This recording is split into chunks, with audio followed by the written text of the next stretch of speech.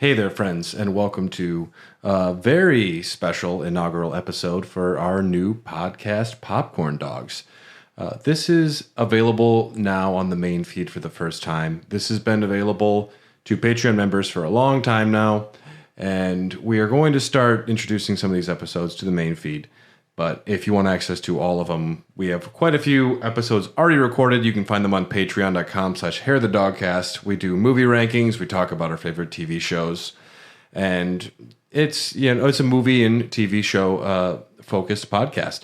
A lot of fun. So this is our first episode of Popcorn Dogs. You're going to hear Tyler and I start ranking the MCU films. We're super excited to have this be a new show that we regularly feature.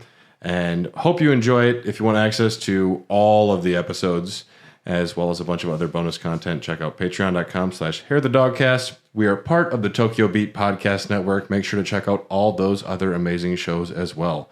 Thanks for listening and enjoy.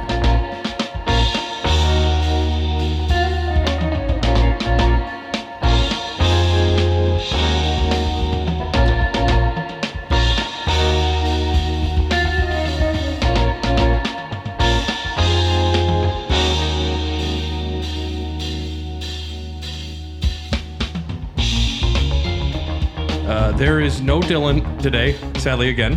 Yep, MIA. Dylan, he showed up. I was sitting there in my underwear researching the devil for Raw Dogs, which we're recording after this. And Carly was outside having a drink of her coffee. And then all of a sudden Dylan walked in and I'm sitting there in my boxers. And I was like, what the fuck, dude? Like, you show up early sometimes to record, but he lost his phone yesterday, and his phone is his wallet, so he lost his credit cards. That's a situation that's super convenient that becomes terrifying. Oh, it's great. Everything's just right there, but you lose one, they're all gone. And now my life is in shambles. And now everything is in shambles. So Dylan came over, used my phone to call the credit card people, and then he called our buddy Matt, who they went to go retrace their steps, much like the Hangover films. And right now they're probably realizing that they got tattoos. There's a tiger somewhere. We don't know, but Dylan said he'd let me know if he'd make it, and he hasn't let me know yet. So that could mean any sort of thing. But yes, thoughts and prayers go out to Dylan. So Popcorn Dogs, this is my first time on Popcorn Dogs, and I just remembered, did you hear that Horizon Zero Dawn is coming to Netflix? I did. I think, did you post that in the Discord? Someone did. No, someone did. Yeah, that's interesting. Okay, it's going to be a show. Is it going to be live action? Do we know? I'm guessing Probably. It'll be live action, yeah. If it can't be worse than the Halo show. That's true. I don't even know who you cast for that. Some people are saying the girl from It that plays the redheaded girl. Too young. And other people were saying the girl from Stranger Things. Too young. Yeah, that's what I'm thinking. Too young. You need like a 25-year-old. I honestly wouldn't know. I couldn't imagine. Just cast Amy Adams as Alloy. Florence Pugh, maybe? Oh, yeah, maybe. She's got like the body type for an Aloy, which I remember hearing that name and thinking, that's a dumb name. Yeah. Yeah. I think it's going to be a tough cast, though, because like Aloy's kind of gruff and like not that interesting of a character. Yeah, that's true. I'm dancing around it. She's really not that interesting. Yeah. I do need to play Breath of the Horizon Wild or whatever it is. Breath of the Forbidden Wild. Call of the Wild. Yeah. Whatever it is. I need to play it. I'm sure it'll be good. I like the first one enough. The God of War show is coming as well. Mm-hmm. With they haven't announced Kratos yet, but we did settle on Tom Hanks. Tom Hanks, yeah, that's right. I don't think they're going to be able to top that. Dave Bautista, I think, would be a very good Kratos. Jason Momoa. No. Jason Momoa. Or The Rock. I see Dave Bautista just super gruff. He's got the physique too. Yeah, if you would have told me that when Guardians 1 came out, when he was just a guy with like a little soul patch. I would have been like, nah, no Batista for me. But I think he's actually come a long way as an actor. Like, he was in Blade Runner 2049 for like a split second. I didn't see him in that. He's in Dune. Yeah, he's good in that. He's a good actor. Yeah, like he's actually got some chops. Yeah. It'd be cool to see him. I could see that. Do you think they're going to do like, they're going to follow the most recent game and do like the Nordic theme? Or you think they go back to the roots and do like early God of War stuff? They do Nordic. They that's the hot stuff right now. I don't know. I mean, maybe they go back, but that seems to me more of an anime scenario. I guess. I mean, if they wanted to do the early stuff, that's anime. Norse live action for sure. It's got a more live action feel, but as far as like the set design for Norse mythology, it's easy. You got boats, you got forests. Yeah. Otherwise, in like ancient Greece, it's all over the top set pieces and crazy locations. I think that'd be a little more difficult to do. Then we got Dave Bautista in a boat. Yeah. Yeah. Or Tom Hanks in a boat. Yeah. Gosh. I don't know why Tom Hanks was goofy, but. And they also announced a Gran Turismo show. Yeah, which is weird. The first thing I thought of was Top Gear. Like, is it just going to be a Top Gear show? I like that. I mean, I don't like cars or Top Gear, but I know that's a good show. Yeah. And I could see that being a way to approach it. Documentary style series. It's about your love of cars. There's no narrative in Gran Turismo. I don't think there's a story mode other than there's different races and you just move up in the standings. Yeah. Have they announced if that's going to be on Netflix or not? I don't know. What they should do is they should drop the season and like it should just be offline for like the first 3 days. Must be online to watch. Yeah. I don't know. Yeah. Checked out a new brewery yesterday. Went to Ope Brewing. Ope? Yep. Like OPE? Mm-hmm. Like the universal, I'm sorry, I'm in your way. I'm from Wisconsin. This is how I apologize. Yeah. I hate the name. Ope. It's such a stupid name. Ope. Ope. Their session IPA is called Sea Daisy, so it's Ope Sea Daisy. Oh my God. And it's all really lame puns like that. But the beers were good and the space was cool. But I don't know. It's just such a stupid name to me. Ope.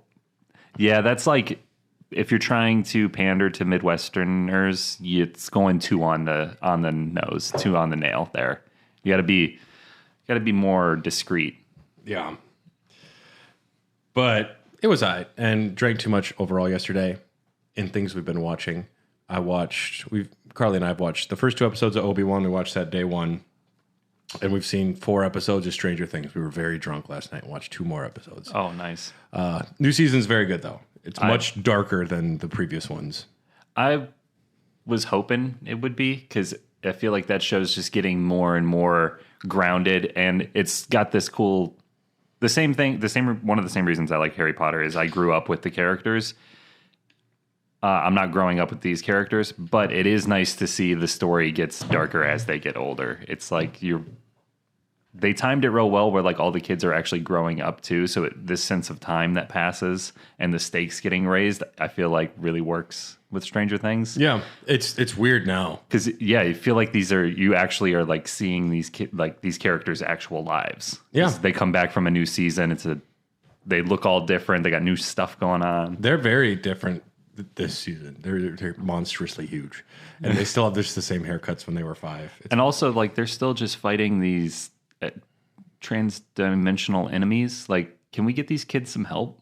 Can we get them an army? Dude. Or like, why is it still just high schoolers? Well, you can't trust the army. It's because they're not trying to help you. They're trying to cover it up. That's true. They would just stand outside of Hawkins Middle School and just wait for someone else to show up because they're like, well, there's a monster in there. What if we get shot? I was worried. Not to be political. Fuck that shit. Fuck those people down in Texas, though. Stupid assholes. Yeah. I thought the show, I'm glad it didn't, but I thought it was going to jump the shark with the whole Russian storyline in season 3. Yeah. I really thought that was going to be like, all right, now the it's beyond believable. Now it's like it's too far out there. Mm-hmm. As if the Demigorgon wasn't enough in the first 2 seasons, or the Mind Flayer. Mind Flayer, yeah. The big baddie in this one is pretty terrifying. I haven't seen anything, not a single trailer. I've seen maybe one photo. The new characters are cool too. I really like it. And Obi-Wan was amazing. My stepdad's a huge Star Wars fan, and he's making my mom rewatch, or they already did, the first 3 episodes in preparation for Obi-Wan. Yeah. So 3 days before they watched 1 and 2 and then 3. And my mom is not terribly into Star Wars, so every time I'd get on the phone with her, I'd be like, hey, what's up? What are you doing?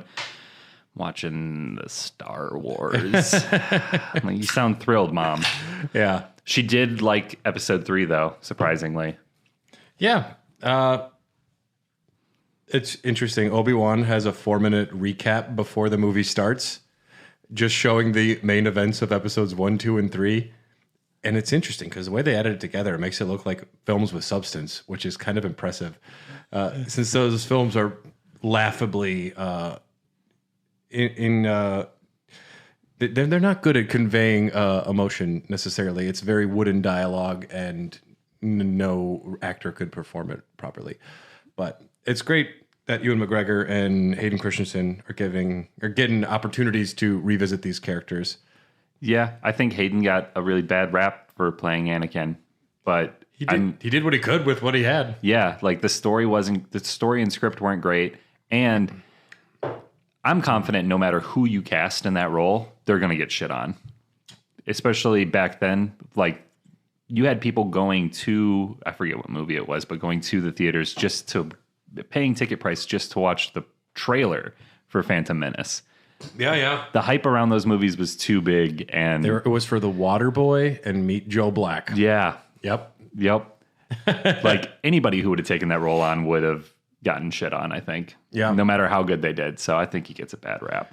He also didn't do great. So I was just reading earlier today, episode 1, The Phantom Menace, before it came out, George Lucas's original deal he made with Kenner, the toy company that made the original Star Wars action figures, he made a very poor deal with them. He was smart enough to get the merchandising rights for the movie from the film company, but with Kenner, there was an agreement that they would get lifetime exclusive access to the Star Wars, like all of the toy line, as long as they kept making toys and they made enough to pay George $10,000 every year. That's a terrible deal. I don't know how this happened, but that was the deal, and so it kept going. But then someone at Kenner wasn't paying attention. Hasbro picked up Kenner at some point. I don't know if it was afterwards, but after Return of the Jedi, they didn't know more Star Wars things were coming, and they forgot to pay George one year, so he got all the rights back just because they didn't pay him $10,000 one year, which is a big bonehead move. They had to pay like $4 billion to get back in. Oh my God. And they lost exclusive rights, so that's why there was a million other things available, episode 1 style.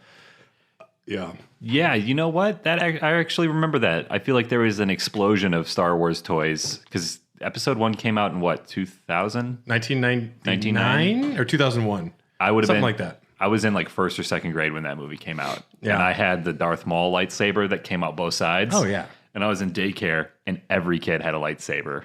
Oh, yeah. We would just Star Wars the shit out of it every day after school. But then they're so cool. The way they pop out. Oh man, I remember pinching my fingers in the little because it was like 3 cones that came out, and I would try to get it back in because it would get like stuck, and then you pinch your finger. Oh, that fucking hurt. Those were the shit though. And episode 1 I loved it back in the day. I'm still fond of it. I still like that movie more than most people, but I think they have one of the. There's my beautiful Jar Jar cup from Pizza Hut. He's great. I think Darth Maul deserved more time. And if even going back and watching Phantom Menace again, the way they show Darth Maul in that final fight, he's terrifying. Yeah. He's taken on Qui-Gon and Obi-Wan and doing quite well. The biggest misstep, I think, in the prequels was that Darth Maul should have been the villain for the 3. He kills Qui-Gon. He should get away, and Obi-Wan is then tasked with this vengeance that he wants to go, and he has to learn to either accept that revenge isn't the answer, and that's going to be Obi-Wan's moral dilemma, is trying to get revenge for Qui-Gon's death or save Anakin. And maybe he chooses to go after Darth Maul, and that's one of the reasons Anakin does go bad, is because Obi-Wan's overcome with the wrong anger.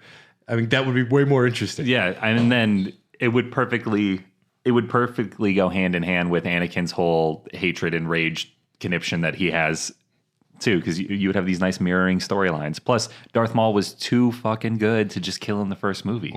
That guy was badass. Well, he looked badass, and he had a physical presence. Yeah. He has like 2 or 3 lines, and even the actor performed him, but they didn't like his voice, so they had another actor do the voice.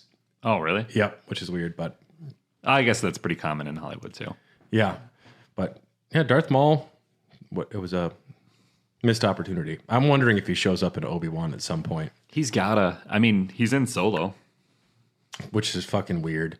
That movie was better than it should be, but I really enjoyed it. I went in with extremely low expectations. Same. And I wound up liking it. And I thought Alden Ehrenreich did a good job as Han Solo. But actually, Donald Glover, I was surprisingly didn't like. He was just doing an impression, and I didn't care for what they did with Lando. Fucking robots and stuff. Yeah. I don't know. It was too woke. I like being woke. That was too woke. Too woke. It's the right casting choice, though, I think. Donald Glover seems like just an absolute A-plus casting on Lando. Yeah. He's got the look. He's got the look. Emilia Clarke, I didn't need her in there. Whatever. I've never thought she was a good actress. Daenerys Targaryen. Yeah, I guess. I haven't really seen her in anything outside of Game of Thrones. Well, you saw her in Solo. That's true. And Woody Harrelson, again, is better than he ever should be in everything he's ever done. I always think Woody Harrelson, and then I watch him like, oh, yeah, it's Woody Harrelson. It's good. Yeah, absolutely killing it as usual. Mm-hmm. Speaking of Woody Harrelson, True Detective Season 4 is a go-ahead now. Who's the main actress? Jodie Foster.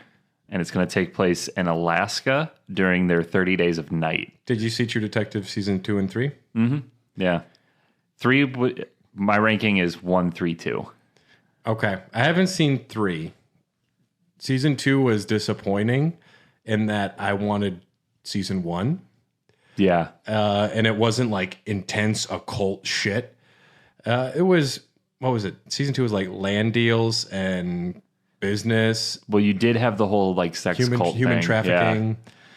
I remember the only scene that really sticks out to me is the one where Rachel McAdams is like on a bunch of ecstasy and she stabs her way out of that like house. Yeah, the orgy scene where like, that was cool. That was fucking nuts. That or the giant shootout that comes out of nowhere and lasts for forever at the end of, I think it's one of the later episodes. But still, compared to Season 1, not even close. Yeah, and I think the problem with that is Season 1 was such a smash success because it had like the perfect amount of weird. Matthew McConaughey and Woody Harrelson absolutely are dynamite on screen together. There's a regular type dude with a big ass dick. Yeah. Which describes his character so much. You have like, all right, both of them in the correct time period. Like it felt weird. They had a good villain to go after. Like everything was perfect for Season 1. Yeah. And I think all the criticism they got from Season 1, they directly just pumped into Season 2. Like now we have a female lead because that was one of the criticisms that there wasn't any strong female characters. Well, the Season 1 was an exploration of masculinity. Yeah. And I mean, that's what it's about. So there were great supporting female characters, and the way that the females are treated by the male characters is an important reflection of who they are. And those female characters are very strong in that show in Season 1. But yeah, we need a female lead. So yeah. And then you have characters dying because that was another criticism of Season 1. I don't really want to spoil it, but it's also been out for forever. So if you haven't seen it, then that's kind of on you. Yeah.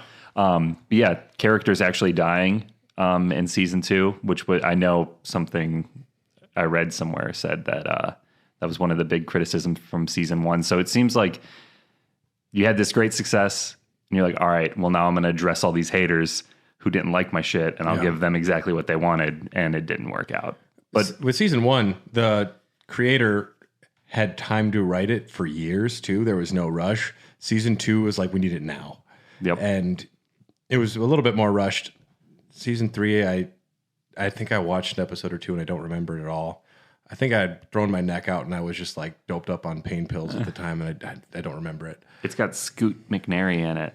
I don't know what that means, but that guy is. It sounds good. He's got the weirdest name, but he's in Narcos, Mexico. He's in *Halt and Catch Fire*. Okay. He's in Argo. He's in a lot of shit recently. But he is quickly becoming one of my favorite actors, and he is really good in season 3. Alaska is a cool spot for serial killers, for murders. It's few people spread out over a large distance. I think they could really lean into existential horror if they wanted up there with the 30 Days a Night too. Yeah. They have to do that. Yeah, like get weird with it. Yeah. And Jodie Foster is going to be in it, and I think she's directing it. Yeah. She's a good director. I forget that she goes behind the camera as much as she does. Yeah. She's been an actress for a long fucking time. Yeah, since she was like 12 years old in Taxi Driver, which was incredibly inappropriate. She did great. It's just like weird when you go, oh, you're playing a prostitute. As a 12-year-old. Charming. Oh, man. No, never mind. Speaking of 12-year-old prostitutes, so the way Popcorn Dogs work is we have no way that it works. So we're just kind of making this up as it goes along. And we decided, over much deliberation, over about 2 minutes, that we're going to rank Phase 1 of the MCU. That's right. We did have a brief plan. So we're just going to... I like the ranking format where we just talk about a movie and we say which one's better, and that you wind up getting a list at the end. Yeah. What is this? Our Iron Man 1 is the start, but what's the end of Phase 1? The Avengers. Oh, duh. That was a dumb question. It's not a big phase, so we'll see how long this takes us. But Iron Man 1 is the first one, came out in May of 2008, directed by Jon Favreau, of course, starring Robert Downey Jr., which was a very, it seems obvious as a casting choice now. But back then it wasn't. He was not Poison, but he was not a well-known... Well, he was well-known, and for the wrong reasons. He was not a beloved actor. He had fallen off hard times, major drug problems that people don't seem to talk about that much anymore. Yeah. I know he walks out of interviews if people ask him about it. Oh, yeah. It's tough when you're trying to move forward with something. It's like, hey, remember when you were a shithead? It's like, oh. Yeah, I do. Yeah, it was a really tough time for me. I don't want to talk about it. Pretty groundbreaking. Kevin Feige was in charge of it as well. He was in there from the beginning, and he was one of the main factors to get the MCU rolling. Iron Man was a pretty ballsy move. Superhero movies had been coming out before. The X-Men movies were very popular despite being made by a horrible pedophile. That's right. Yeah. There was the Fantastic Four films, which I don't think... super campy and just like... They were their own thing, though. Yeah. I thought for sure we were going to get some of that in the new Doctor Strange, some of the Fantastic Four. Because it was the multiverse of madness, so there's possibility. I haven't seen it yet. But then there was the Spider-Man movies, which we talked about on Popcorn Dogs last time. But Iron Man was not the big name for the MCU at the time. No, did they have... I've never really looked into like the whole history of it's like 23 movies? Of the MCU? Yeah, to get to Endgame, though. Like the original run is like 22 or 23 movies. Oh my goodness. The MCU, Marvel Cinematic Universe. There's a lot now. Let's get a film list here. Because I guess what I'm wondering is, did they have the idea for this connected universe when they pitched or went ahead with Iron Man? Because they have the post-credit scene and everything. It was more of if this works out, it's a little fun thing and it could build up to something. They didn't know if it was going to. The first one was very much, well, if this works, it works. So they went with Iron Man, and Jon Favreau, who I didn't know at the time would be the big deal that he was. He has gone on to be one of the big creative forces behind The Mandalorian and the Book of Boba Fett. He has made great contributions to the MCU. Jon Favreau is very important to how this came together. And so Phase 1, we have Iron Man, Hulk, Iron Man 2, Thor, Captain America, and the Avengers. So there's 6 there. Phase 2, Iron Man 3, Thor 2, Captain America 2, Guardians of the Galaxy, Avengers, Age of Ultron, and Ant-Man. So another 6. Phase 3, we got Captain America 3, Doctor Strange, Guardians of the Galaxy 2, Spider-Man Homecoming, Thor Ragnarok, Black Panther, Avengers Infinity War, Ant-Man and the Wasp, Captain Marvel, Avengers Endgame, Spider-Man Far From Home. That's 11. So that's at 23. Yeah. And now we're in Phase 4 where we got Black Widow, Shang-Chi and the Legend of the Ten Rings, Eternals, Spider-Man No Way Home, and Doctor Strange in the Multiverse of Madness so far. We're also getting Thor 4, Black Panther 2, Ant-Man 3. Yeah. Wow. Ant-Man's on his 3rd. That's crazy. Guardians 3, The Marvels, and Fantastic Four. Allegedly, these are all happening. These could move around, though, as well. And then there's also just a massive amount of television series going on as well. But there's a lot of movies in this. Iron Man, though, started it all. And it's interesting thinking back to before the MCU, because you're a pretty big comic book guy, right? Mm-hmm. Iron Man wasn't a big name, but maybe one of the reasons I look back is like all of these MCU people are big, important characters because of the MCU, because I wasn't reading a lot of comic books. Maybe I have this false notion of looking back like, oh, the Hulk, always one of my favorites. But maybe I didn't really have those feelings before. Yeah. I was firmly in the DC camp, comic-wise, when Marvel started doing their whole universe. And they successfully ripped me away from DC. And then I started buying Marvel comics. And it wasn't very long after, I think it was right before Avengers, Marvel rebooted. And then you had all these origin stories again, and with like different iterations of the character. And Right before the Avengers movie? Yeah. Okay. And it timed out pretty well. So like at my apartment right now, I have like the new origins of Thor, Wolverine, that's when they did Deadpool Kills the Universe. Yeah. And yeah, they really slam dunked it with that, because then they had me going to go see the movies every couple months that they would come out. And then at the same time, I would spend a ludicrous amount of money on comic books. Comic books are extremely expensive. Yeah, but it's like so easy to justify, because back then it was like $5 to $7 for an issue, and they would come out weekly. So like I was buying single issues every week. Yeah. Like after class, going to a comic shop and like. But also, I mean, everyone that's listening, I apologize, I'm not a big comic book person, but the thought of you only get 20 new pages of a story, and I understand there's art and it takes a long time to do these things, but I need the whole story. I need to sit down and have like a full movie, instead of, another 15 minutes of the movie. Oh no, they pack so much in those though. Like especially the ones that are done right. Like each one kind of ends on a little bit of a cliffhanger, and then like they're short enough too, where like I would reread them like 2 or 3 times a week if it was a really good one, and then you start noticing stuff. But like the Deadpool ones were great. Yeah, where he just starts like he kills like Huckleberry Finn, Moby Dick. That's amazing. Yeah, well, he kills the entire Marvel universe at one point. I know that Santa Claus is a mutant. He's a confirmed Marvel character. He's, No one, of shit. He's one of the most powerful in the universe. I wonder if he'll be in Phase 4. That'd be awesome, dude. Tim Allen. Oh, the Santa Claus, what would it be, 4 in Phase 4? They're making a series now, a Disney Plus series With for Tim the Allen? Santa Claus. Yeah. I might watch it. Is it going to have dinosaurs in it? Hopefully. Hopefully in the Allenverse. But Iron Man, we got our first bad guy is Jebediah Stone, the Big Lebowski himself. Fucking Jeff Bridges. Yeah. I don't have strong feelings about, what's his name? War Machine? Ironmonger? Yeah, something like that. Ironmonger. I think it's a great start to the MCU. I think Iron Man 1 is a very well-made, confident movie. I think it's aged fairly well.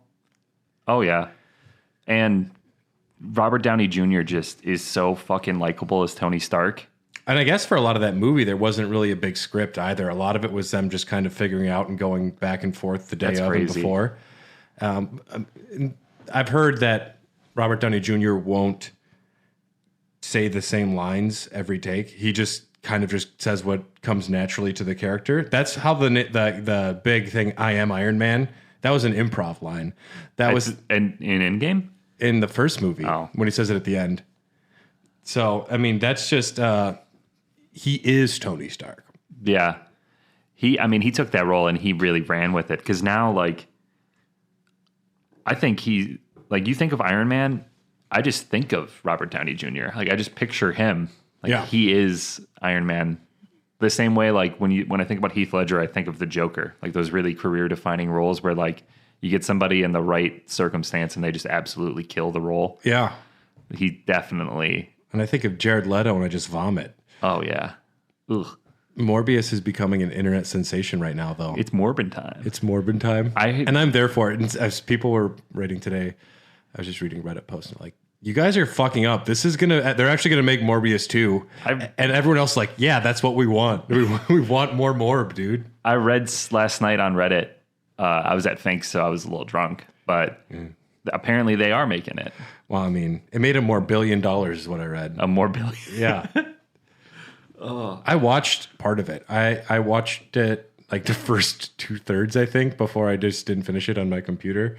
And it's bad. Like, it's laughably bad. And it's not written well. I don't know what it is about Sony movies, Sony superhero movies. They're dark. Like, not necessarily dark in tone, but they're filmed really dark and uninteresting. The characters don't have charisma. Outside of, like, even Andrew Garfield, those Spider-Man movies he was in weren't great, but he has charisma enough to make it interesting. Where just like Morbius, like, come on, you guys are fucking desperate. You got Jared Leto Morbin on screen, like, that's what we're doing this, and the ending is horrible when Michael Keaton just shows up, and for the trailers they make it look like he's a big part of the movie. He's in there for 30 seconds at most. Oh, man. It's great. But Iron Man, great movie. Yeah, I think that the way that they show his suit and him flying around and his weapons, that's all power fantasy stuff to me. That's great. Yeah.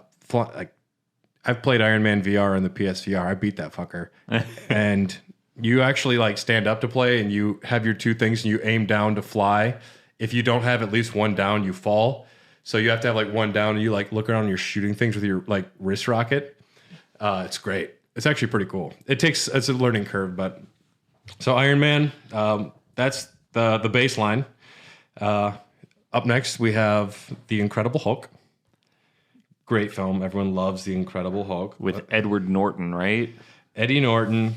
Who was apparently such a pleasure to work with on set. They said, stay home and don't come back for the next one.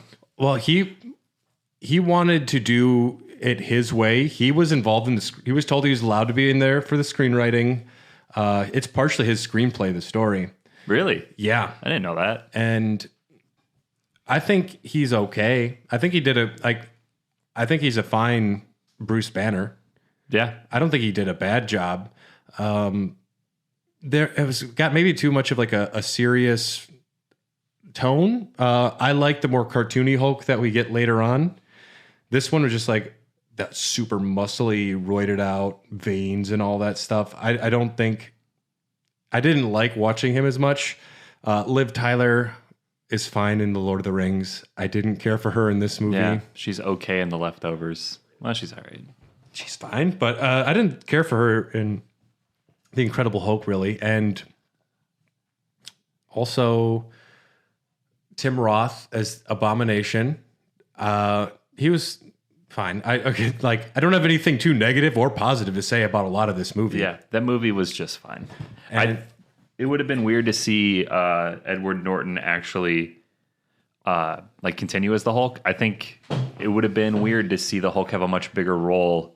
You say that now, but Marvel films. You only say it now because he's gone and Mark Ruffalo is amazing. Yeah, but it's funny that almost everything in the MCU has gone fairly according to plan, except their second movie, which it's got the Edward Norton who decried the film publicly. He's like, this is not a good movie. I don't like the way it turned out. It's not a good look, but Samuel Jackson does show up at the end. He's like, I'm making the Avengers. It's like, cool, man. That's good for you. And I mean, I don't have a ton to say about the Incredible Hulk. I'm happy Tim Roth's coming back for She-Hulk. I think, I mean, I love Tim Roth. I don't really have much to say about this movie because I don't think I've seen it in like almost 10 years. I will always love the Incredible Hulk jumping and traversing great distances. That's just another power fantasy thing that it's like very cool to me. I remember as a kid thinking when this came out in, what was it? This came out in 2008. So yes, when I was an impressionable 18, 19-year-old, that's just power fantasy stuff. Maybe I was thinking more of the Ang Lee's Hulk from 2005. That's got Eric Bana. And that was an okay movie too. Yeah, my uncle took me to see that in theaters. It's very odd that the guy that made Brokeback Mountain is like, that's the same guy? What? He's like, I need to make the Hulk now. Yeah, Hulk. Not a great name either, but we like Iron Man more than the Incredible Hulk. Definitely. I can safely assume that. And up next, May 7th, 2010, Jon Favreau returns to make Iron Man 2. All right, now Iron Man 2 is the one with the wrestler Mickey Rourke in it, correct? Mm-hmm. This was a hard sell to me. Yeah. You have a half-naked man in bondage with electric whips is the bad guy, and there was like a fight scene at a racetrack. Yeah, in Monaco, like Formula One or something. Yeah. Yeah, but we got the briefcase suit in that same scene. Which is cool. Yeah. His suit has gotten smaller and smaller out of necessity. Iron Man's genius is a little suspect to me at times. It just invents time travel because he needs to. Okay. Yeah, it's totally fine. Yeah, I got it. Mickey Rourke hates this movie. He doesn't like what they wound up doing with his character. Damn. I think they filmed a lot more scenes with him, and they wound up cutting a lot of it. I'm not sure why. Maybe it's because it wasn't interesting. I don't even remember the story of this one. Isn't he like he wants to kill Iron Man because somebody made a suit or something? His name is Vanko. And he wants his bud. The media cover, blah, blah, blah. Palladium core in the arc reactor keeps him alive, is poisoning him. Stark's rival, Justin Hammer. Oh, that's right. Sam Rockwell has more. Sam Rockwell's amazing. Yeah. I will watch anything that man does. He is always charismatic. You've seen the movie Moon? Yeah, that's great. Moon is fantastic. I hope they bring Justin Hammer back in some way because he was always good. Oh, yes. James Rhodes was recast from... yeah. He was, from Terrence Howard. Yeah. And now he is... Don Cheadle. Hashtag my Cheadle. Love that guy. I think that was a good casting change. I love Cheadle a lot more than I don't think Howard. I don't think Howard realized when he was threatening he needs more money that he is not the star of the film. Yeah. And maybe he's kicking himself now because he would have had guaranteed big acting roles the rest, like until now. Yeah. At least 15 years later because Iron Machine's getting his own series, I guess. No shit. Yeah, I think so. Well, he's also in who's the Falcon guy? Anthony Mackie. Yeah. Aren't they doing something? He's making Twisted Metal. He's making Twisted Metal? He's making a Twisted Metal series, yeah. How's that going to work? I know, right? I don't know. Let's figure out who this Vanko guy is. In Russia, the media covers Tony Hawk's disclosure of the identity of Iron Man. Ivan Vanko. We'll go Vanko. His father, Anton Vanko, was a former Stark Industries employee. Has died. Right. And so he's mad about something. I don't know. Yeah. This is Natasha Romanoff's first time in the series as well. Yep. Black Widow makes an appearance. And also, Jarvis is in here. Was he in the first Iron Man? I think he was. Yeah, and it's Paul Bettany's been Jarvis the whole time, right? I think he is one of the only actors that has been in every phase of the MCU. Yeah, and he was really... I read an interview with him, and he was like really down on his luck because he did a movie, Priest. Yeah. That did not do well. And people were like, yo, your career is like... It's done, dude. You don't recover from that sort of thing. You were already like mid-level as is, so like that was your chance, and you missed it. And he was really down on himself, and they offered him the role of Jarvis. Which was recording lines in a sound booth for like a couple days. And that's what he thought. He was like, man, my career really has hit the shitter because now I'm not even on screen. I'm just recording voice. And then he's just making out with Elizabeth Olsen 15 years later. Look at our little champion go. And now he's like, have you seen WandaVision? I've seen like half of it. Okay. Well, I won't say what happens at the end, but Vision has a very unique thing going on. He's a cool character. They really underutilized him. I really enjoyed Vision all the way through the MCU films, and I'm going to jump ahead to... We can talk about anything. Yeah. So, but when fucking Thanos rips that stone out of his forehead... Very cool. It was cool, but like, that's an incredibly violent scene.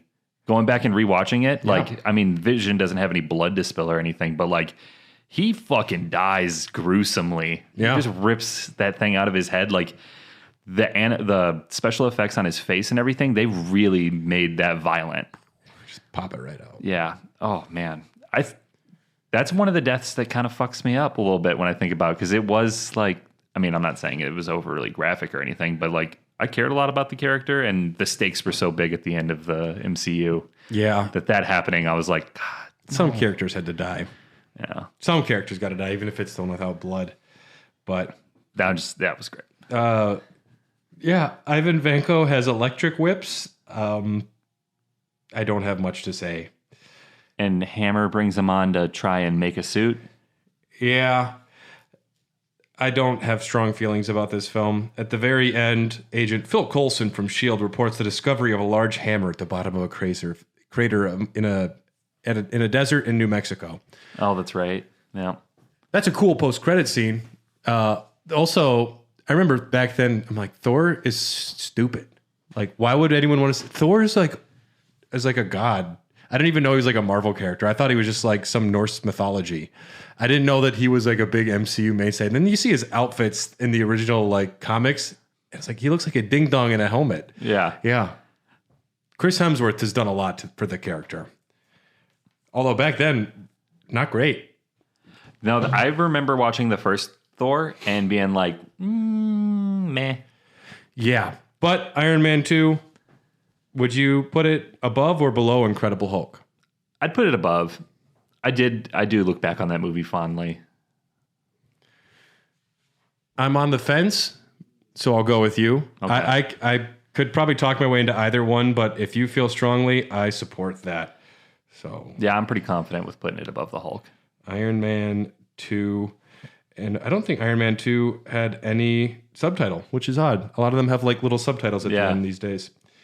We're going to take a quick break to hear from another amazing show here on the Tokyo Beat Podcast Network, and we'll be right back. And we're back with another great episode of... Hold your horses, mister. This is a commercial for our show, Nasty Labs, not the actual show. You mean to tell me this is a commercial for our bi-weekly show from game studio Chuhai Labs, where we talk about games, game dev, Japan, and whatever else comes up? Yep, and it stars me, Kinsey Burke. And also it has my junior co-host, Mark Lentz. Sup, though? So catch brand new episodes twice monthly for only 3 easy payments of $420.69. That doesn't make sense. Nasty Labs! Only on the Tokyo Beat Network. Up next, Thor. Yeah, I worked out today. I'm feeling a little Thor right now. I'm sorry. Thor is interesting. It is directed by Kenneth Branagh. You'll know him as Remus Lupin from Harry Potter 2. Not Remus, Gilderoy Lockhart. Gilderoy Lockhart from Harry Potter 2. Oh, really? Yep, the ding-dong Dark Defense Against the Dark Arts teacher who is... he directed Thor? He directed Thor. Kenneth Branagh is a well-known actor. He just directed quite a bit, too. He's directed... I mean, huge Shakespeare guy. So a lot of what he does is Shakespeare. Let me pull up his filmography real quick. I'm curious. Directed Mary Shelley's Frankenstein's not good. He did like Hamlet, Henry V, The Magic Flute.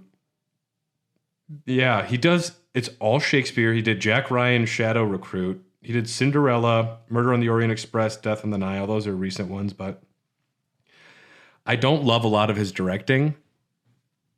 But and he's a very over the top actor. He doesn't act in this, so we don't need to talk about that. But so too many Dutch angles in this film for me. That was what I was gonna say first. Way too many. For no reason. It's like, did no one balance the camera? Yeah. I don't like them ever, hardly ever. If I see a Dutch angle, they do have their place and they do work. They need to be used sparingly and then for effect. Like if you're watching a horror film and then out of nowhere there's like a Dutch angle that can be incredibly off-putting and it pulls you right out. It can be used very well, but if you have Dutch angles for no reason, if I was a cinematographer on set and Kenneth Branagh comes over, he's like, "Oh, we're gonna just tilt it like 30 degrees," I'd be like, "We just did that." Yeah, but we're gonna do it the other way now. We're gonna go the other way. Just keep tilting your head. This is the only Thor movie where they do dye his eyebrows blonde as well. It looked horrible. It looks very weird. He did his whole design, like makeup and wardrobe for the first Thor movie, I thought was really weird. Yeah. Like he doesn't, it just always looked odd. Mm-hmm. Yeah. And his costume isn't great either. Mm-hmm. It's probably a little closer to the original. I don't know what it is about MCU projects now, because their costumes now, they go for the ultra retro ones and they look great. Like for some reason they can pull off the old ones and they're like, oh, it looks weird and great and that's fun.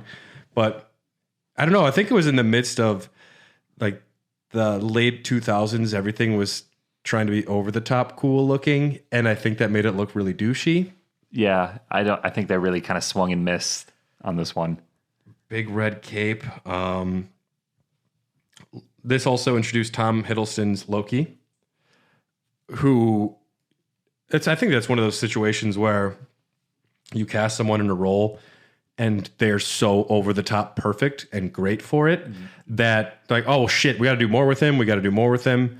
Like a Jesse Pinkman scenario. Yeah. It's like, well, he was great. We didn't plan on keeping him around for another, but now we're season. We're going to move some stuff around and you're sticking around. And he's getting his own movie at the end of this. Yeah. Yeah. He was, charismatic from the beginning, and Loki's costume has always worked for me. Like the big silly horns and the green. You also had Idris Elba as the guy who guards the Bifrost. Yeah. There is Natalie Portman, of course, is Jane. She's fine. Doesn't it have one of the Skarsgårds in it too? Stellan Skarsgård. Yeah. He's fun. I think he's a great scientist. Yeah, he was great in Chernobyl. Yeah, he was fucking so good. Oh, he was very good. I don't love Kat Dennings ever in the MCU. Okay. She's better in WandaVision, but I don't know, her voice and her like I'm the off the wall supporting sidekick character. I don't love. You like her, don't you? I do. Yeah. My man. Just go watch Two Broke Girls.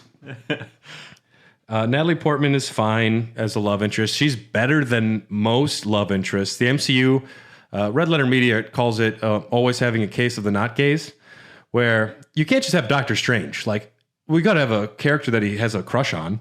It's like, can he just be Doctor Strange? Nope. We have the not gays. He's not gay. It's like, does this matter? But as far as love interest, I mean, she's a great actress, and I think her and Hemsworth have a chemistry which helps out a lot. And Chris Hemsworth, despite this not being a comedic role yet, there are moments where he's just using his comedic chops because he is a very funny guy. Oh, yeah. Which is not fair. That dude is the most ripped, cut, badass Australian dude, and he's funny. Yeah. He's playing life on easy mode. Oh, yeah. Yeah. He actually auditioned for this role and lost it. He didn't get the role of Thor, but he had worked with who's the guy who directed Buffy? Joss Whedon. Yeah, who's a very bad guy. It's been discovered now. But yeah, that sucks. He's kind of a piece of shit. He is kind of a piece of shit, but You've seen Cabin in the Woods, correct? Oh, yeah. Yes. So Cabin in the Woods was filmed before Thor, although it came out afterwards. No shit. And now I'm connecting the dots because Chris Hemsworth is definitely in that movie. Yeah, and he was expressing to Joss Whedon, who was one of the creative forces behind Cabin in the Woods, he's like, I want to be in this MCU, but I botched my audition. And Joss Whedon made a call over to Kevin Feige. He's like, you should really give him another chance because he's super funny. So Cabin in the Woods is kind of the reason that Hemsworth got the Thor role at all, which is kind of cool. That's awesome. Yeah. Cabin in the Woods was stuck in hell for a while. That is such a good movie. Mm-hmm. One of the first movies I ever bought on Blu-ray. I met the director in an elevator at the movie theater I was working at. We had an advanced screening there and did a Q&A afterwards. It was really cool. Wow, that's awesome. If I had known at the time that I was going to be a big fan, I would have said something more. But I met George Lucas there. That was a good one. Damn. That was a big one. That's a big get. Yeah. The bad guy in this... Just giant robot or god or furnace head. Destroyer. Seemingly indestructible. His name is Since the Destroyer. An automaton to pursue and kill Thor. That's actually it. I'm surprised. Let's look up Destroyer here on Wikipedia. He doesn't get his own page. He's so small. Horrible villain. Yeah. Should have by Odin to stop threats such as the Frost Giants. Wait, is this the MCU? Okay. The comic book version, Destroyer has his own page. He is an enchanted suit of armor forged by the king of the Norse gods, Odin. Doesn't sound too interesting. There's also, the Warriors 3 in Thor, which I don't think were that great. They were pretty underused. Yeah. And that's not great, but it's whatever. I mean, I don't care. But yeah, Destroyer is your big bad guy. Yeah. Didn't work. Too many Dutch angles. I just remember not enjoying this movie almost at all. Surprisingly, I feel the same. The only thing I really remember liking was him throwing a coffee mug on the ground. Another. Yeah, like that. I'm like, that's hilarious. I want to throw glasses on the ground. And then I was working at a pizza place at the time. And my boss, the owner of the pizza place, was a big drunk dude. Dave, if you're listening, you're the fucking man. I love you. But I remember we were out at the bar. And, he's out on Patreon. Dave can't hear this, but...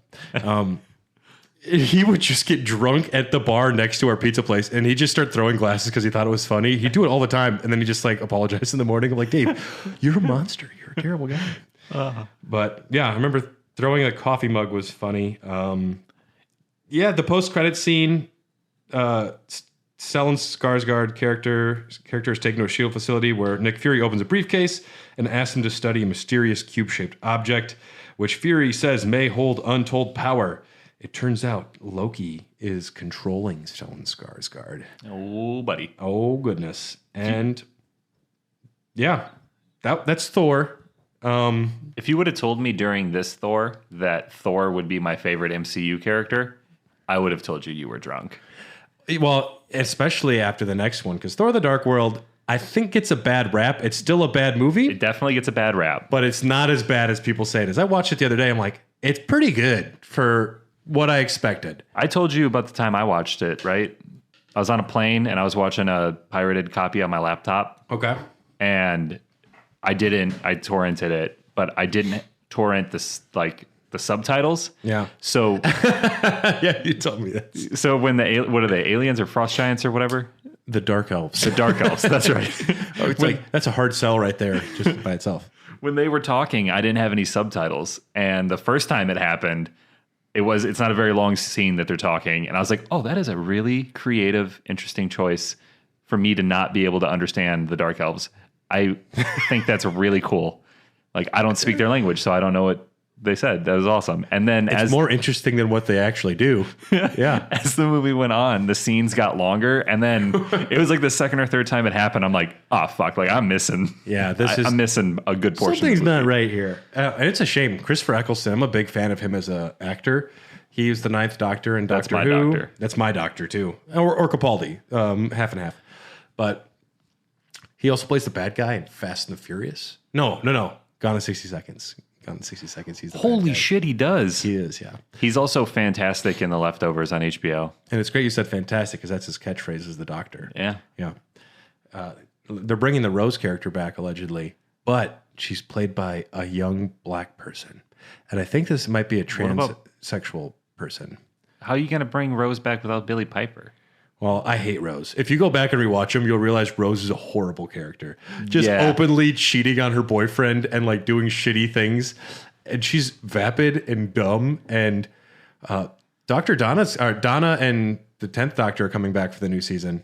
Really? For like at least like the anniversary. There's been footage of those two running around together, as well as Wilfred, her grandpa. No shit. And he's looking old in a wheelchair. I'm like, fuck yeah. Wilf was one of the best parts of the 10th Doctor, I thought. And Donna is my favorite companion of all. Rory and Amy. Yeah, I thought their dynamic with Smith was great. And Angels Take Manhattan, I could rewatch that episode every day and it would never get old. Yeah. Yeah, I like Doctor Who. I do love me some Doctor. Jodie Whittaker's never worked for me. Really? Nope. I haven't seen anything Capaldi and on. You haven't seen Capaldi? I haven't even finished Matt Smith's transformation. That's because Matt Smith isn't that good. He's fine. I think he had bad writing, a lot of it. I don't hate his Doctor, but I don't love it. Him and Tenet would switch. I feel like Tenet would have really benefited from the increased production budget and the better effects. Tenet, I think, is fine wherever he is, though. They're all, I mean, Eccleston and Tenet are my two favorite. Dude, Capaldi's the man, though. Capaldi's in an episode with Tenet? In the Pompeii. Yeah. Was that Tenet? Yeah. But no, Capaldi's the shit. Old man, curmudgeon Doctor is the best Doctor. And I hate when the Doctor needs a girlfriend. It's a case of the not gays. Yeah. No, he just needs this one, he's just old man, and he's got more of a fatherly. Could we make him an alcoholic and give him like a grandson? He does go through like a midlife crisis where he starts playing electric guitar, and he doesn't have a sonic screwdriver. He has sonic sunglasses. It's really funny. But all right, the Thor movie, I'm gonna put it at the bottom for me. I do think the Incredible Hulk is better than it. I agree. Yeah. I'm surprised it's down there, but you're right. I prefer the Incredible Hulk. Okay. Up next, we have Captain America, the First Avenger. This was directed by Joe Johnston, whoever the fuck that is. This has Chris Evans starring as Captain America.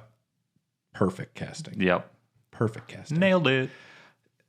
This holds up special effects wise. They're very wise in you need to fall in love with scrawny, tiny, little Captain America. You need him to jump on that grenade, and you're just like, this dude is the ultimate good person. Yeah. And I just got chills thinking about how like cool he is as a character. Also, in social media, he's always just saying like, in the real world, he's just like a classy dude. Like, this is wrong. He's Captain America in the real world, which is much like Robert Downey Jr. is Iron Man. You do need, on a lot of these instances, actors who are just that good at, they are the character. Like Benedict Cumberbatch is Doctor Strange. Yeah. He just, I can't imagine any other way. Chris Evans is great. Fucking World War II Nazis, like science fiction weird Nazis are some of like the coolest like bad guys. Yep. And you have what's his face playing Red Skull? Hugo Weaving. Yep. Very good. I love the super soldier process. Haley Atwell as Peggy Carter, great. I remember like, I get it. I see what you're up to here, Chris Evans. I appreciate that. And dude was buff when he came out of that like super soldier serum, and straight yoked. Dude, he has bigger titties than I've ever seen. Like those just pecs, those monsters. Dude, he hit that superhero gem hard. Oh man, I mean, I wish I could get paid like $1 million to work out for 3 months. I would do that so hard. Well, it's like Mac from Always Sunny. Yeah, his quote's great. His quote is great, and I feel like it directly applies here. He's like, I don't see why people say this is an unachievable lifestyle. Just get paid millions of dollars, have someone tell you what to eat, have someone tell you how to work out all day, and never eat any sugars or breads ever. This is an easy, obtainable thing for anyone. Yeah. I think surprising casting that comes through is Sebastian Stan as the Winter Soldier. Although he was just Bucky Barnes at the point. He's always been a very likable actor in whatever role I think he's been in. There's something about like his face. It doesn't seem castable. It doesn't seem like big movie star. But it seems familiar when it's there. Like when you see him on screen, you're like, oh, hey, old friend. He's great. Yeah. He's old reliable. He's never someone you consider, but he always does a really good job. He plays Tommy Lee in Pam and Tommy on Hulu. Yeah. And I think he did a great job. And I'm going to make a recommendation here. If you have Hulu, check out the movie Fresh. Fresh. It's about dating and maybe cannibalism. And Sebastian Stan is one of the main characters. He's electric. He's so good. And I think this is one of those situations too where, all right, I'm gonna be in this movie. He doesn't realize though that this is gonna be like a 5-movie long thing. Plus, you're getting your own spin-off series someday. It's crazy the trajectory of the MCU. And this is when, like, at this point, they know it works. Iron Man was great. Incredible Hulk was still pretty great. Iron Man 2 was even better than 1 box office wise. And even if Thor wasn't a great movie, it was fine, but these are all making money. And they're like, oh, we're onto something. And at this point, they're like, we could just keep doing this. And it might be the biggest connected franchise. It probably is at this point. It has to be. Yeah. I was surprised to learn that Friday the 13th is one of the most profitable franchises of all time. Well, there's like 1 million of them. I know. Carly and I have seen all of them except Freddy vs. Jason. We're saving that after we watch Nightmare on Elm Street's all of them, which we have 2 of those left. And then we're going to penultimate after watching like 20 movies is going to be Freddy vs. Jason, which I will say Freddy Krueger is 1,000,000 times better than Jason Voorhees. Absolutely. When he just comes by and he's just like, what's up, bitch? I was like, yeah. Carly and I are like, yeah, he said bitch. We like that.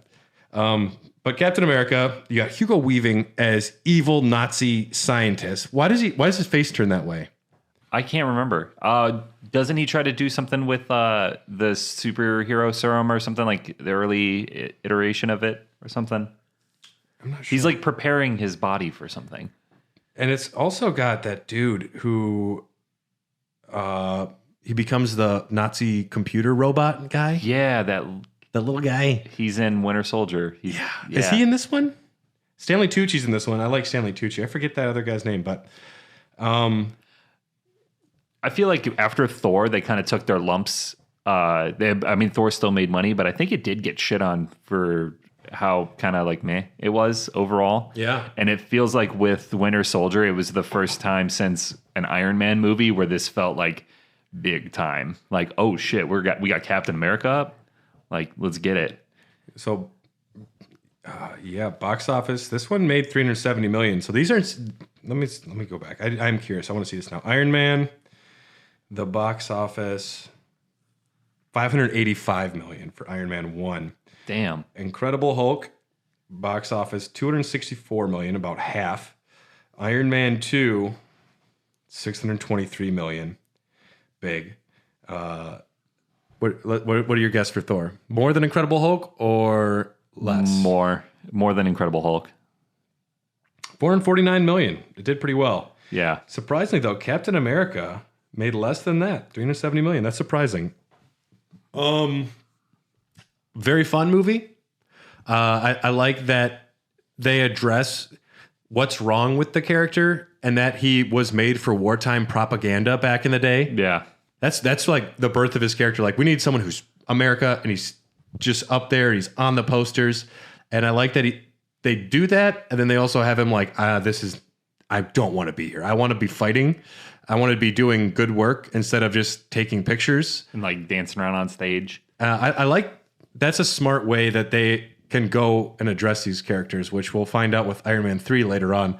It's like, you're going to take the Mandarin, which is a pretty tough character to sell regardless. You're going to cast Ben Kingsley to play the Mandarin, but then with Shang-Chi, they actually make it into a joke and they fix it a little bit. But you see Shang-Chi? It's really good. Yeah, man. I like World War II. Hydra is exciting and interesting. Yeah, I think for Phase 1, Thor Ragnarok is Phase 3, right? Yeah. Because that's the best Marvel movie, in my opinion. But for the first 2 phases, I think arguably Captain America has the best 2. I will say, as far as the standalones for the first phase, I do prefer Captain America more than all the other ones. This is above all the other movies to me. And partially because Chris Evans is amazing, partially because it's exciting that he doesn't have big superpowers. Yeah. Yeah, he's grounded in reality, which I can appreciate. And he's just a super likable character from the jump. Like you said earlier, you actually care about scrawny Captain America. Yeah. And so when he becomes buff Captain You America, have to fall in love with scrawny Captain America first. Yeah. Otherwise it doesn't work. Yep. Then it just doesn't work. Yeah. And perfect. And then he gets frozen. Which I'll buy. Yep. I'll buy. Sure. He's got to save that dance for Peggy Carter, which it is one of those funny things, though, where he's like, I knew a girl for a week one time, and she's going to be my lost love for the rest of my life. Yeah. I get it, I guess. Like, things were different in the 40s. yeah, I guess that is old school, Yeah. like old-fashioned romantic. It's also weird, though, that later on they're like, wait a second, you're Peggy's granddaughter? You want to hang out? It's like very weird, you know? I knew your grandma for like a week. And also with the time travel stuff, is that actually his granddaughter then? Maybe he doesn't know. Like, I don't know how the time travel winds up working. Because he goes back. He does, and he stays there, and he grows up. And he like ages back there. Yeah. So I don't know if that's a different timeline. This is before the MCMU, the multiverse, happened. So like, yeah. I wonder if that is his kid. It might be. But yes, he is frozen. The Tesseract is used by... is more properly introduced leading into this. I think we are in agreement that this is above Iron Man 1. Oh, yeah. This is top of the list so far. Okay.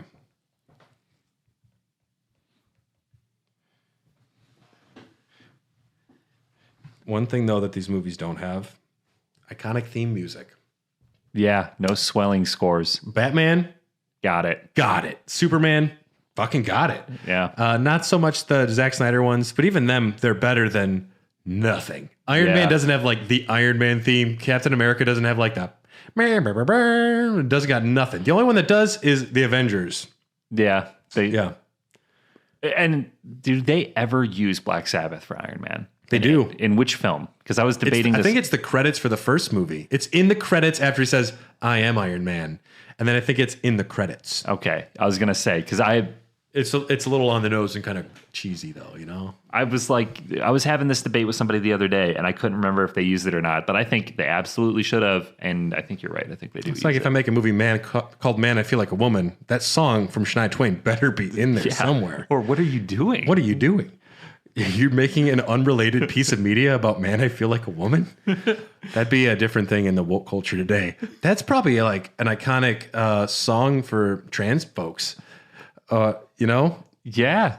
I don't know. That's probably a big hit in like the drag scene. I don't know. We could, if anyone knows us listening, let us know.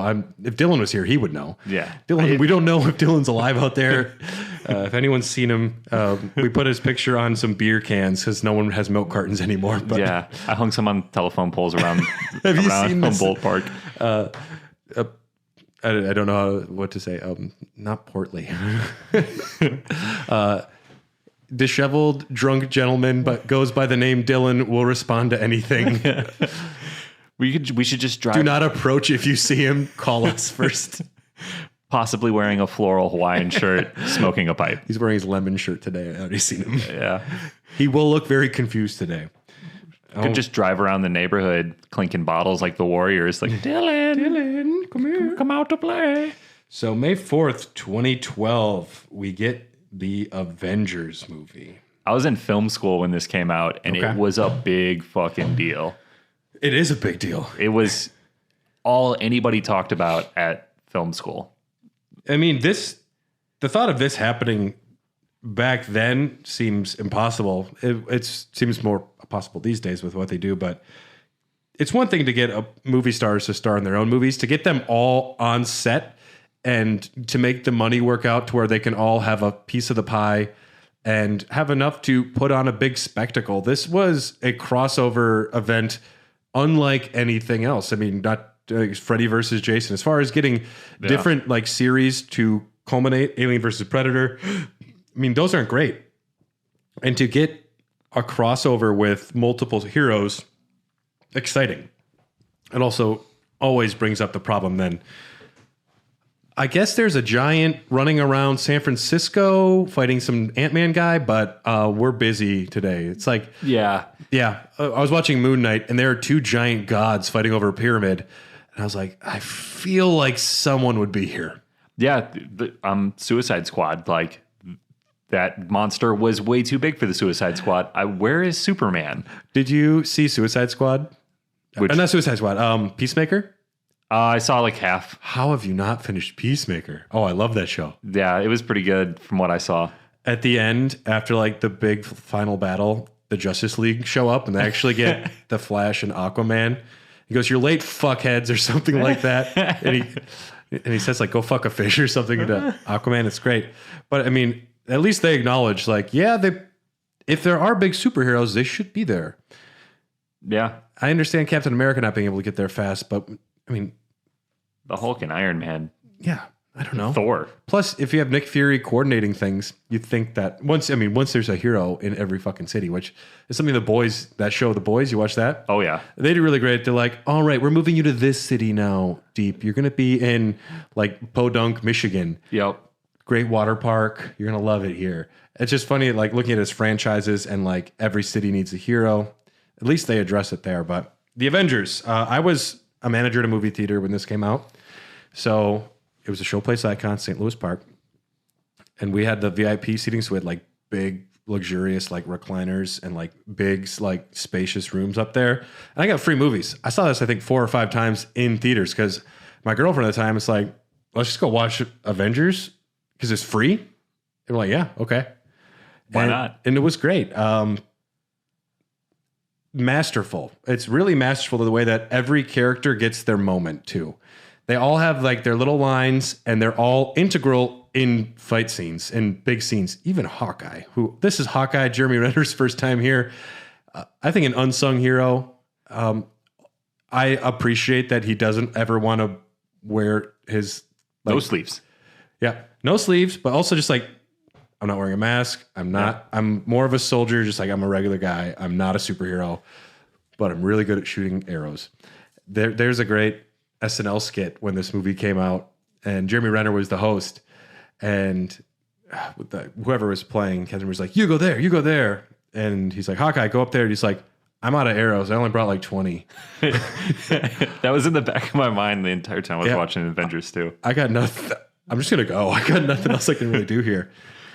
And yeah, Avengers is great. Loki is a very effective villain. The action scenes, like where they're on the helicarrier and it's going down and they're all doing their little individual things to try and keep it together. Yep. The memes are already heavy in this, like Captain America. Like I understood that reference. They're all surprisingly well-defined characters. Black Widow, at this point, they still didn't know what they were really doing with her. Yep. Mark Ruffalo does make his debut as the Incredible Hulk, or just the Hulk, or Bruce Banner. I don't know what you want to call him. He's Bruce.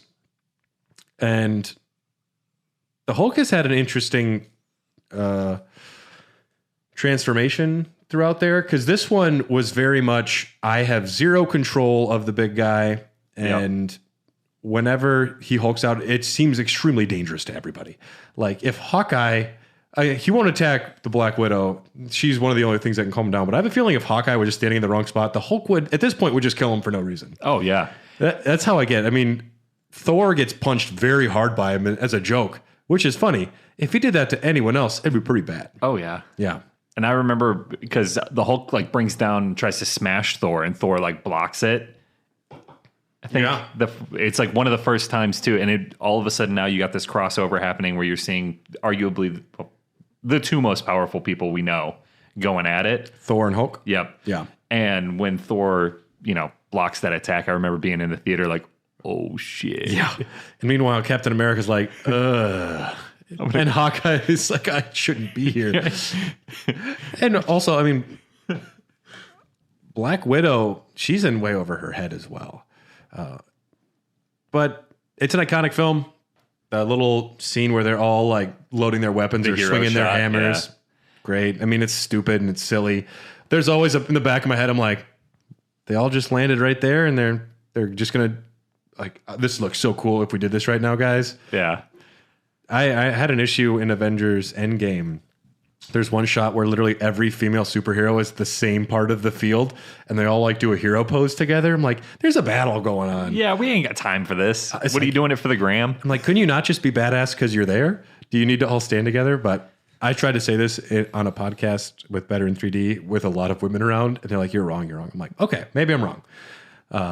It is important, but also I just have an issue with like these superhero shots happen because there's a battle going on. It's the same thing in a big battle scene where like someone dies and that person will just drop their sword and then like openly weep for their dead friend. Yeah. And it's like, there's a battle going on, but no one ever kills that person. I wonder if there was some like, don't shoot. They're having a moment. Hold on. Yep. Homie's sad. Yep. He's got to get it together. He's got 30 seconds. Yeah. Yeah. He's on ghoul. He's on timeout. Yes.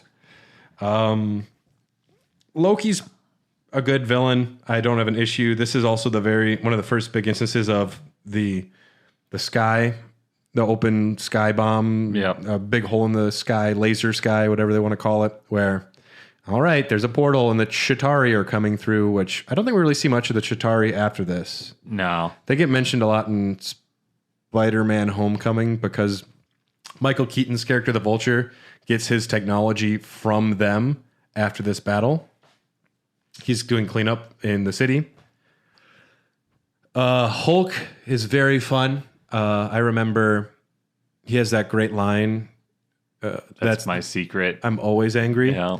And I was delivering beer, and me and my buddy we were the two delivery drivers, and we were always hungover. And someone asked us one day, like, you guys drank a lot last night. How do you guys look like you're doing so fine? I'm like, I said, that's my secret. I'm always hungover. And I was like, yes, got it. Yeah. I think it's great. I remember probably one of my favorite moments is the Hulk smashing Loki and saying puny God. Yep. The Hulk is obscenely powerful. Yes. Absolutely. I don't know who is... Captain Marvel is stronger than him now. Scarlet Witch and Doctor Strange are two of the most powerful beings in the MCU right now. I don't know. You would know more than me. I feel like they're at the top, though. Yeah. I'd put both of them up there. I haven't seen anything really outside of Endgame, though, because I've kind of got Marvel fatigue. Yeah. Once they started adding the television shows, like I'm totally down to watch a movie every couple months, but like now you're starting to throw shows at me, and now I have to have a Disney subscription 9 times out of 10 to watch said stuff. But they do have Star Wars too. I know. The Mandalorian, Ahsoka's getting her own show. That's going to be dope. I haven't seen any of this because I don't have Disney, but I got it now. Yeah. All of the Star Wars stuff has been good so far. Book of Boba Fett, not as good, but still good. Falcon and Winter Soldier has been the worst and still has great moments. WandaVision, I loved. Moon Knight, I really liked as well. I really liked Moon Knight. Oscar Isaac's the man. Which one am I missing? What If was bad. The animated one was bad. I haven't heard many good things about that. Yeah. Avengers made $1.5 billion. Yeah, I remember that was crazy. I went and saw it multiple times, and I went with like groups of people, and it was cool like going with all these different film students because like everybody had their niche and like what they wanted to do, and for me it was writing. And like one of my friends I went with was a DP, so he wanted to do a lot of lighting and set design. Yeah. My other friend was all about like props. Like he wanted to design the set to make it look as aesthetically pleasing as possible, but he was always going out and antiquing and looking for props and shit that he could bring home and eventually stick in a movie somewhere. Yeah. And going to go see this huge, massive event of a movie with all these like-minded creative individuals several times and getting a different mixed bag of people that I was going to go see it with. I try not to let that bias of like just how awesome a time in my life was reflect on my ranking of this movie, but I went and saw this movie a lot just solely for that reason. Going to go see it and then grabbing a beer afterwards and just talking about all your different little facets of the movie that everybody paid attention to. I saw this 4 times in theaters. I want to say I saw it like 4 or 5. Yeah. It's that good. It's that fun. It feels like a Saturday morning cartoon with live action. Seeing all your heroes working together is a strange thing. I was so hyped when they did the hero shot, because at this point, like we've established that everybody's got chemistry. Like this, it's been a fun movie up till now, and then once you get to the end, and it's time to just wreck shit and go hard and build up to that climax, they nailed it. Like, I think this movie could honestly be like a 9 out of 10.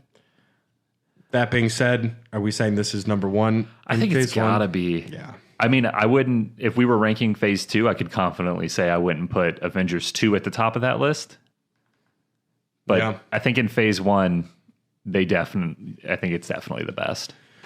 So our ranking for the phase 1 Marvel movies. In 6th place, we have Thor. Sorry, sorry, buddy, you'll get better. Number 5, Incredible Hulk, Eddie Norton. Number 4, Iron Man 2. Number 3, Iron Man 1. Number 2, Captain America. And number 1, The Avengers.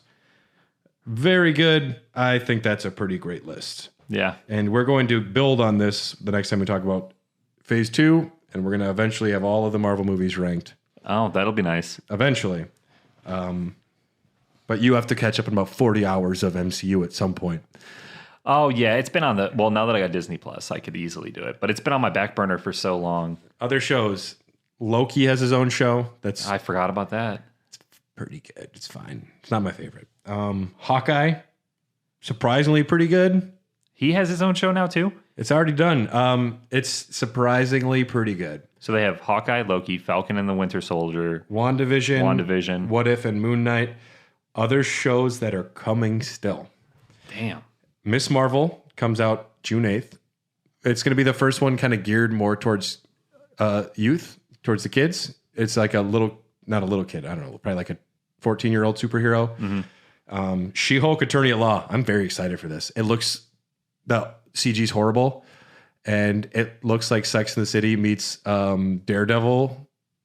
I'm here for it. And I'm there for it. There's you seen the trailer?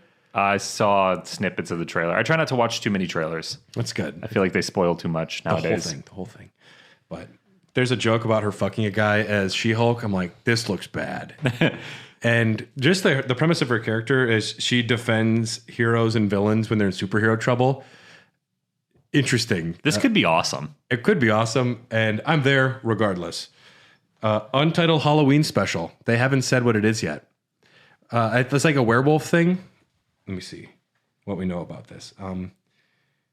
Gael Garcia Bernal stars in this special. I like him as an actor. The Werewolf by Night. Werewolf by Night is the name applied to 2 fictional characters who are werewolves in the MCU. There's an untitled Halloween special about a werewolf character. That's going to be cool. I think it's going to be setting up for the Blade movie, which is exciting. Guardians of the Galaxy gets a holiday special directed by James Gunn this year. Nice. That's going to be, that's fun and silly. Yeah. Secret Invasion, which is starring Emilia Clarke. She's coming to the MCU? Everyone is. Yeah. It's starring Nick Fury, and Ben Mendelsohn returns as Talos from the Captain Marvel movie. Martin Freeman and Don Cheadle are also in there. A sect of shape-shifting aliens, the Skrulls, have infiltrated Earth. Ironheart, which is going to be the new little girl Iron Man character. Sounds fine. I don't care. That's fine. I don't know anything about her, but just a sec. So many things. Okay. Armor Wars, starring the Cheadle. Okay, we're still going. An untitled Wakanda series. I don't know about that. It just says untitled Wakanda series. But the next movie coming out, Thor: Love and Thunder. I'm fucking there. So psyched for this. Taika Waititi can do no wrong. No, he can't. And it looks fucking good. Gorr the God Butcher is one of the most stunning looking villains I've seen in the MCU so far. He looks terrifying. I didn't watch the trailer, but I got it spoiled for me. I mean, he's in the trailer, I guess. Yeah. What's the coolest thing about, you haven't seen the trailer. It's got Korg is narrating the trailer, which is great. All right, I'm just going to watch it. But they do a really cool thing with Gorr the God Butcher because he's like super pale and just white. And all of the like all around him, the color is drained. It just looks black and white around him. It's got a super cool effect. He's just like bringing the life and the color out of the world. And it's which Thor is just like the big, like colorful, big fun hero now. And it's Christian Bale just killing gods. I wonder if this is going to be the last Thor with Chris Hemsworth, or if they'll keep it going. Well, this is like his retirement journey. Yeah, I feel like this is his. This is his end. Eat, pray, love. Yeah, yeah, and. Who knows? This could be his last one, but Black Panther 2, Wakanda Forever. Who's going to take over Black Panther? They haven't really said too much yet. Rumor has it Namor the Submariner is going to be in there, though, as the villain, which is exciting. Yeah, that'd be cool. Ant-Man and the Wasp, Quantumania. Oh, I don't know. Those can be fun. The action sequences are fun. And Paul Rudd is good. We'll see. I didn't see Ant-Man and Wasp, but I enjoyed Ant-Man. I think one of the reasons that I liked the first Ant-Man so much is because a lot of the work was done by Edgar Wright, who's a director I love. Yep. Who they scared off because they wanted to force the Falcon in a fight scene, and he didn't want to. I think that was one of the main reasons. But Guardians of the Galaxy Volume 3, James Gunn, you can do no wrong. Yeah. The Marvels, I don't know. Sequel to Captain Marvel, which I didn't, was one of my first times I went and saw an MCU movie and was like, that didn't work for me at all. Yeah. Because they had nothing but like big hits for a while. And I'm like, that one was a miss. But it also has Kamala Khan as Miss Marvel. And I don't know what else. Monica Rambeau from WandaVision. There's a new character. And Fantastic Four is allegedly coming as well. So is there an overall plan to build to like another Endgame sort of thing where it's all going to culminate again? Yeah, you haven't seen the end of Loki, have you? They've teased the new big baddie. Oh, okay. Do you want to know who it is? Yeah. Kang. Kang. No shit. And did you see Lovecraft Country? Yeah. The main actor from that is Kang. Jonathan Majors, maybe? He plays the main dude. I'm forgetting his name. Yeah, let me look it up. Jonathan Majors, yeah. I'm so sad that got canceled. Oh, I know. I love that show so fucking much. So good. It was one of my favorite shows that year. Yeah. People don't like the right stuff.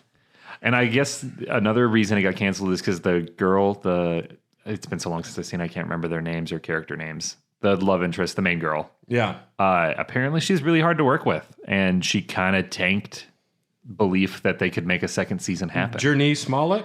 I want to say I read somewhere that, yeah, she's kind of hard to work with. She clashed with somebody on the set. Okay. And maybe they threw her under the bus a little bit as a scapegoat. Oh, but there was some drama, yeah. All right, everyone. That's been phase 1 of the MCU with Popcorn Dogs. Thank you for supporting us. I'm just going to go out and say it. I think we did a real good job. This was a much more fun discussion than I anticipated. I knew it would be good, but you know your stuff.